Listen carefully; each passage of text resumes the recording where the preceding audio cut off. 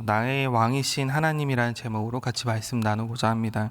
오늘 예레미야는 앞서 21장에 시드기야가 하나님께 했던 질문의 답을 오늘 22장에 갖고 나와서 전파하고 있습니다.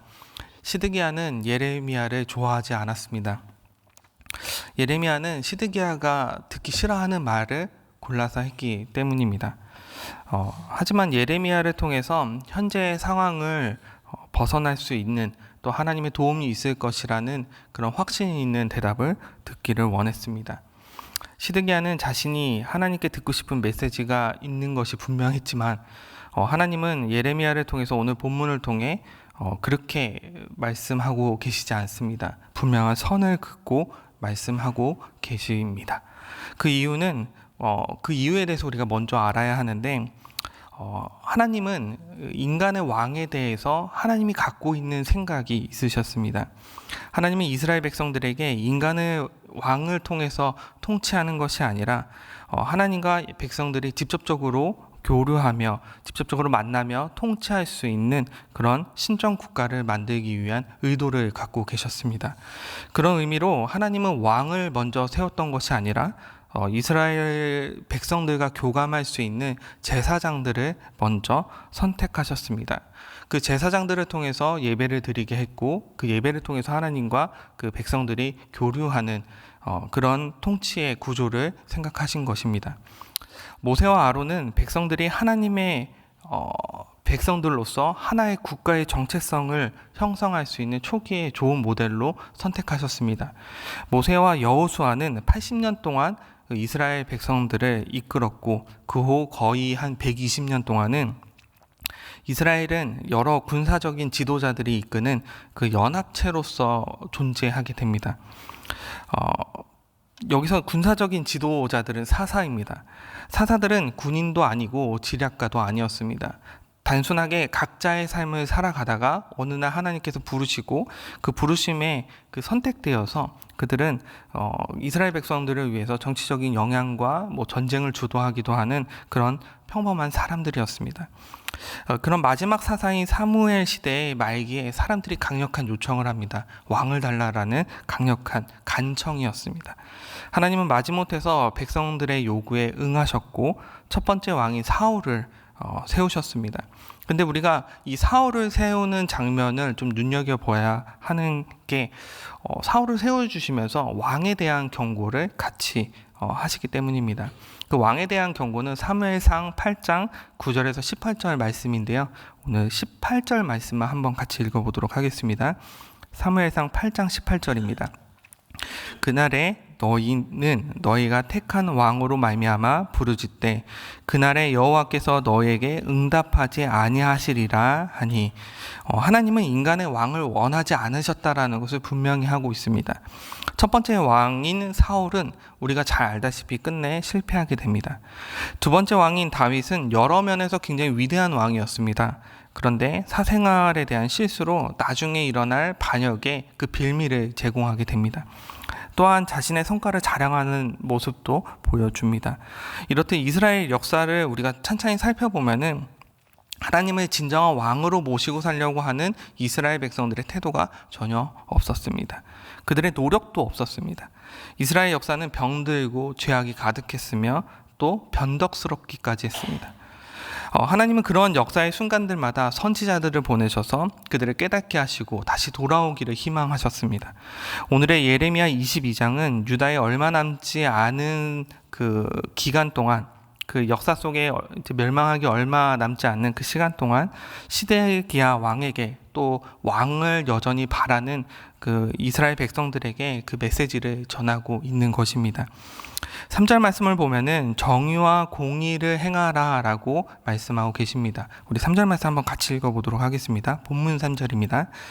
여호와께서 이와 같이 말씀하시되 너희가 정의와 공의를 행하여 탈취당한 자를 압박하는 자의 손에서 건지고 이방인과 고아와 가부를 압제하거나 학대하지 말며 이곳에서 무죄한 피를 흘리지 말라.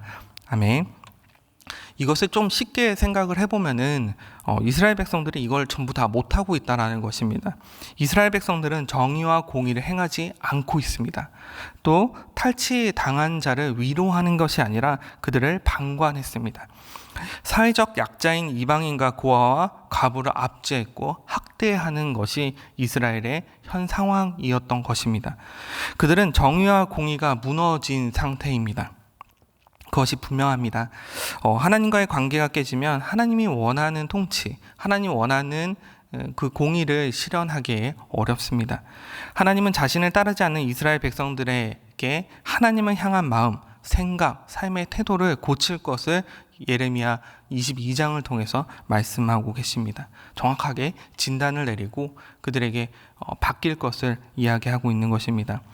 사실 이스라엘 백성들은 가나안 땅으로 들어온 초기부터 가나안의 종교의 악습에 동참하는 모습을 보여주었습니다. 그들이 육적이며 영적인 죄를 저질러서 하나님의 정의가 무엇인지, 공의가 무엇인지 바로 세우지 않았던 것이 이스라엘 백성들의 모습이었습니다.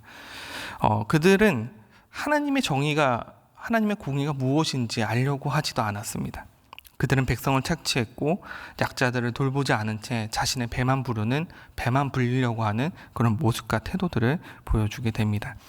그들은 하나님과의 관계보다도 세상과의 관계에 더 염원했고 더 긴밀한 관계를 맺고 있었습니다. 세상과의 관계에서 자신의 정욕을 채우려고 하는 모습이 보여집니다. 만족감이 세상에 있었다라는 것입니다. 이것이 가장 큰 문제였고 하나님이 이와 같은 경고를 하는 이유이기도 합니다. 하나님은 5절에 다음과 같이 경고하십니다. 5절 말씀 한번 같이 읽어보도록 하겠습니다. 그러나 너희가 이 말을 듣지 아니하면 내가 나를 두고 맹세하노니 이 집이 황폐하리라 여호와의 말씀이니라. 하나님은 정하신 그 분명한 뜻인 하나님의 정의와 공의를 저버린 인생을 황폐해진 인생으로 만들 것이라 라고 경고하고 계십니다. 하나님의 정의와 공의가 세워지지 않으면 황폐한 인생밖에 되지 않는다라는 것입니다. 이 말씀은 특정한 인물인 시드기야로 국한해서는 안 됩니다. 하나님의 자녀이자 믿는 백성인 저희들에게도 동일하게 하시는 말씀입니다. 예전과 같이 이스라엘 민족으로 국한된 하나님이 아닙니다. 이스라엘을 넘어서 그리스도 예수를 주로 시인하는 모든 사람들에게 하나님 만나주시고 주의 백성으로 삼아주시기 때문에 우리가 어떻게 하나님을 바라보고 있는지, 하나님의 정의와 공의에 얼마만큼 마음을 두고 있는지에 대해서 돌아봐야 한다는 것입니다. 여러분들은 어떤 왕을 원하고 계십니까? 우리가 인생을 살아가면서 내 삶의 왕이 어떤 왕이었으면 하고 바람을 갖고 계십니까? 눈에 보이고 내 삶을 윤택하게 해줄 왕을 찾고 계십니까? 아니면 자신의 만족을 위한 왕을 바라보고 찾고 계십니까? 가끔은 대화를 나누거나 상담을 할 때 이런 경우가 있습니다. 자신이 결정한 것을 갖고 저한테 와서 물어보는 겁니다. 이런 대답이었으면 좋겠다. 자기가 생각한 것이 정답이었으면 좋겠다라고 생각을 하면서 저한테 이렇게 그런 대답이 나올 수 있도록 유도하는 그런 만남을 가질 때가 종종 있습니다. 부족한 저에게 위로라도 받을 심산으로 그게 얘기한다라는 게 좀 마음을 헤아리면 좀 안쓰럽지만 그것이 그분에게 그게 맞습니다. 그렇게 하는 것이 옳습니다라고 얘기하는 것이 그분에게 도움이 되지 않을 것이라는 확신이 있기 때문에 조금 다른 얘기를 합니다. 오답을 갖고 씨름하는 인생을 살지 않기를 권면합니다. 자신의 처한 환경, 사건, 사람, 마음 등을 하나님께 일단 먼저 내어놓고 하나님이 원하시는 것이 무엇인지, 때로는 한탄을 하면서 눈물을 흘리면서 하나님께 구하며 나아가는 것이 더 옳은 것임을, 시간을 허비하는 것이 아니라 그것이 진정한 하나님께 나아가는 것임을 말하며 기도하라고 합니다. 말씀을 읽으라고 권면합니다. 내가 내놓은 오답이 정의가 된다면 공의는 그것도 오답이 될 수밖에 없지 않겠습니까? 오늘 시드기야가 예레미야를 미워하고 예레미야가 말하는 그 참 진리의 말씀을 부정하면서도 예레미야를 통해서 자신이 생각하는 희망, 자신이 생각하는 어떤 그런 대답을 예레미야를 통해서 얻고자 하는 것이 오답을 갖고 나와서 그 오답이 정답이라고 듣고 싶어하는 그 마음과 동일하지 않겠습니까? 우리는 우리의 인생을 살아가면서 너무 많은 오답들이 있습니다. 내가 내린 정의들, 내가 만들어 놓은 정의들이 하나님의 것이길 원하고 하나님에게 부합되는 생각이길 원하고 그 결정이길 원하는 그 욕심, 그 욕구들이 우리들에게 너무 많이 있다라는 것입니다. 우리는 진정한 왕으로 누굴 섬기고 계신 것입니까? 우리에게 생긴 여러 가지 문제들이나 환경들이나 처한 여러 가지 그런 것들이 과연 누구를부터 해결되기를 원하시는 것입니까? 여러분들이 바라보고 눈에 잡히고 보이는 것을 통해서 그 왕을 만들고 그 왕을 통해서 해결되길 소망하시는 것입니까? 아니면 여러분들의 인생에서 진짜 왕이신 하나님을 통해서 해결받고 해소받고 싶어 하시는 것입니까? 우리는 흔히들 하나님은 나의 왕이시라고 고백을 많이 합니다. 근데 그 고백이 정말 진짜입니까? 하나님이 나의 왕이시길 원하시는 것입니까? 그렇다면 하나님이 가장 원하시는 삶을 여러분들은 살고 있는 것입니다. 근데 우리는 그렇지 못하지 않습니까?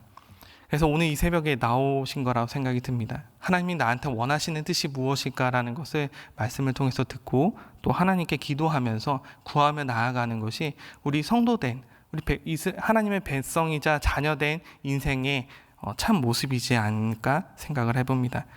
여러분들의 기도를 통해서 여러분들의 생각을 통해서 하나님의 정의와 공의가 세워지기를 소망합니다. 하나님의 정의와 공의가 세워지는 교회가 되기를 소망합니다.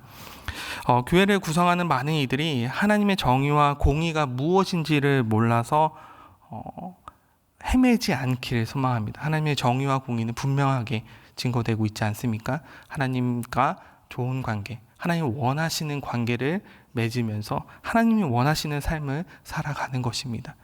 하나님과 좋은 관계, 하나님이 원하시는 관계를 맺으면서 우리가 깨달아 알아서 삶을 살아간다면 우리의 삶을 통해서 하나님의 공의가 실현되는 것입니다.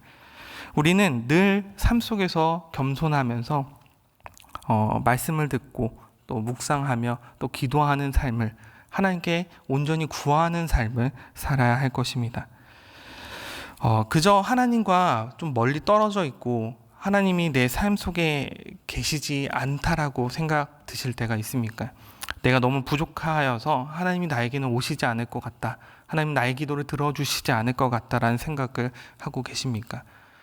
그럴 때일수록 하나님께 더 찾아와서 하나님이 나에게 원하시는 삶이 무엇인지, 내가 무슨 생각을 갖고 있어야 하는지에 대해서 구하시는 여러분들이 되시길 바랍니다. 나의 오만과 지혜와 지식에 갇혀 있지는 않으십니까? 자신의 것이 옳다라고 생각하면서 그 오답을 갖고 씨름하는 인생, 내 것이 옳다, 내 것이 바르다라고 생각하면서 하나님께 요구하는 인생을 살고 계시지 않습니까?